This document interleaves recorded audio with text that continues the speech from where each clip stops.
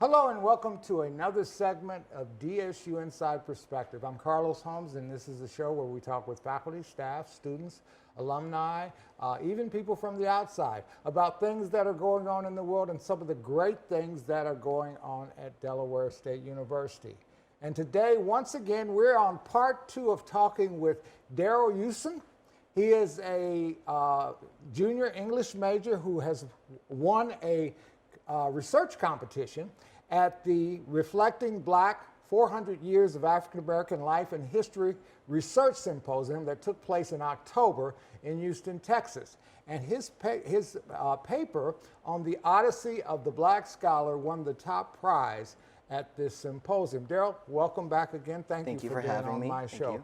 Now, last time we were talking about your paper. Yes, sir. Which really takes a philosopher's theory on myths and legends and their progression as a hero. Am I getting that kind of sort of right? Okay. Exactly right. And we're applying it to Dr. Jerome Holland, who's one of our foremost heroes here at Delaware State University.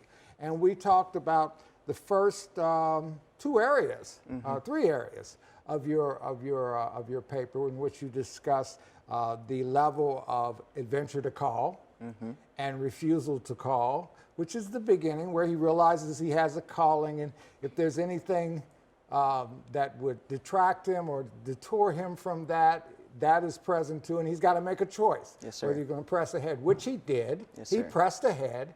He went to Cornell University, and he excelled there in athletics, but he went there as an African American.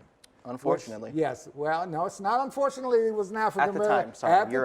At the time. But he went there as an African American, which meant he did not get all the benefits that a white person would get in terms of having a nice room in a dormitory. He slept in the boiler room. On the boiler room. But nevertheless, this was his entrance into the real world, if you may. Absolutely. Okay. So now the next level is called Apotheosis, yes, right? Sir. Apotheosis, yes. Apotheosis, for those that want to look that one up. But what is that?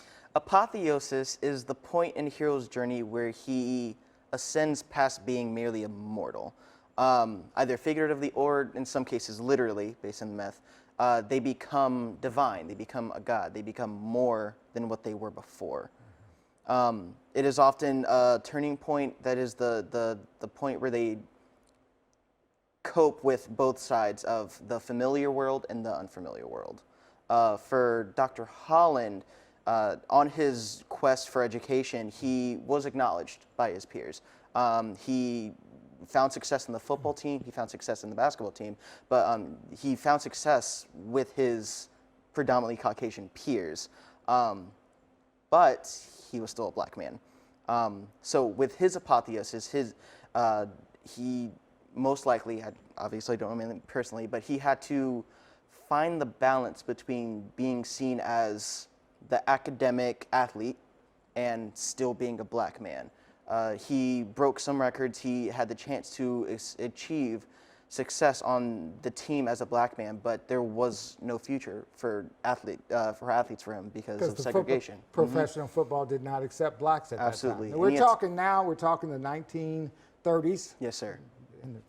And so he had to come to terms with that. He had to find the balance between the two. So often, even today, those two worlds can find themselves at odds, and us as black scholars have to find our own way of navigating those two worlds.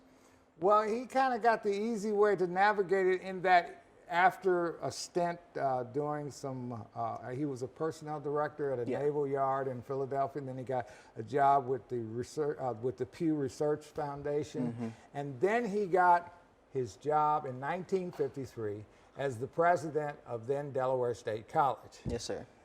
Does that ascension into the presidency role at a historically black college, does that provide a perfect environment for him to be both the black man and the scholar?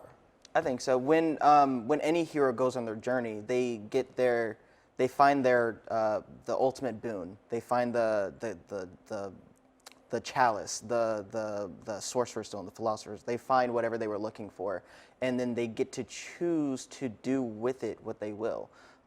He had the fortune of being able to apply both in tandem to success. So I think that what he did was, by all aspects, divine. Yeah. Well, you know, your next level, the last level that you discussed, is the master of two worlds. Yes, sir. Okay, and I guess it could be strongly argued that what he was able to do at Delaware State University, and really what he was able to do subsequent to Delaware State University, he was the president of Hampton Institute, which we now know as Hampton University. Yes, sir. He went on to be on many corporate boards. He was the first black on the board of directors for the New York Stock Exchange. He was the chairman of the Red Cross. He did so many great things in his life. Yes, sir. All of that seems to be representative of the master of two worlds, right? Absolutely. The master of two worlds is this idea that because you've crossed into the unknown and back, you can do so as you please. And so using his talents, he got to achieve success with academia. Like you said, he got to run and help so many people through these institutions, but he also got to use his African American culture and his access to that community to help in the same way. Not every scholar will get to use them together in the same way, but he managed to, and he did it for his life. I want to read something from the final, one of the judges here for you that judged your paper. Yes, sir. I found the paper, The Odyssey of the Black Scholar, really, I read this wrong. Okay. One aspect of the paper, Odyssey of the Black Scholar, that really put this one over the top was its very, very strong writing. The author clearly spent time editing and polishing to get the ideals down and the mechanics down. What is your approach to writing? That seems to be a challenge for many, many people. Yes, writing and just mechanics. I think language is one of definitely one of the biggest keys to existence as people.